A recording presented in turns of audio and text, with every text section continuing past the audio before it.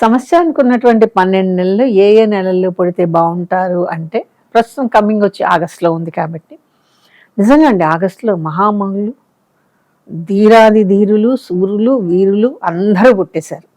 ఏమిటి ఈ 12 నెలల్లో ఆగస్టుకి ఇంత గొప్పతనం అంటే ఆగస్టు నెల ఎలా ఉంటుందో తెలుసా అండి? సింహంలా ఉంటుందన్నమాట. సింహానికి ఉండే తేజస్సు, సింహానికి ఉండే వేగం, ఆ సింహానికి ఉండే చురుకు ధైర్యం. సింహాన్ని భయపెట్టిన వాడు ఎవడన్నా ఉన్నాడంటే ఏమో నాకు తెలిసే తెలియదు. ఎందుకంటే నేను ఎప్పుడు సింహాన్ని డైరెక్ట్గా చూడలేదండి. అలా చూడను, ఎప్పుడైనా జూలో చూసుంటాను.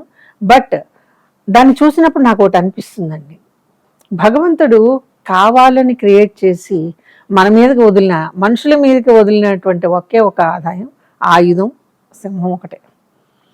కాబట్టి ఈ ఆగస్టుకి అటువంటి బలం ఉంది.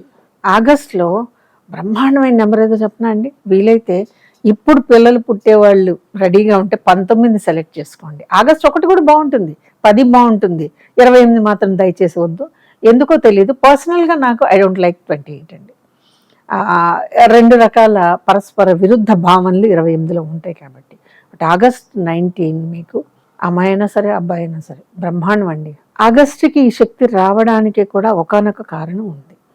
మనిషి పెరగాలన్నా తరగాలన్నా 8 అనే నెంబరు 100% గ్రిప్లో ఉంటుందండి. అలాగా శత్రువైనా సరే తలొంచి వెళ్ళిపోయేటటువంటి కాంబినేషన్ ఆగస్టులో ఉంటుందండి. కాబట్టి ఆగస్టులో 18 కూడా చాలా బాగుంటుంది. ఇంకేం డేట్స్ లేవా అని మీరు అడగండి. బట్ చరిత్రను పరిశీలిస్తే 19లో పుట్టిన వాళ్ళు ఎలా ఉన్నారో మీకు తెలుస్తుంది, 18లో పుట్టిన వాళ్ళు ఎలా ఉన్నారో కూడా మీకు తెలుస్తుంది. ఆగస్టులో మరొక డేట్ మనం ఇవ్వాల్సి వస్తే నేను 25 ఇస్తానండి. ఎందుకు అంటే నచ్చినా నచ్చకపోయినా ఒక కాంబినేషన్ అంటాను చూడండి, అది ఆగస్ట్ 25కి ఉంటుంది.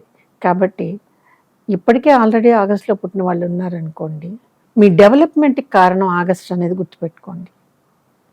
ఆగస్టులో మీ డేట్ ఆఫ్ బర్త్ కూడా 30 డేట్లు ఉన్నాయి కదా మేడం, 3 దొరికినాయి అంటే మరేం చేద్దామండి? 30లో ఈ 3 మాత్రమే powerful. The very first option is 19, second option 18, third option but best option August 25. Try చేయండి.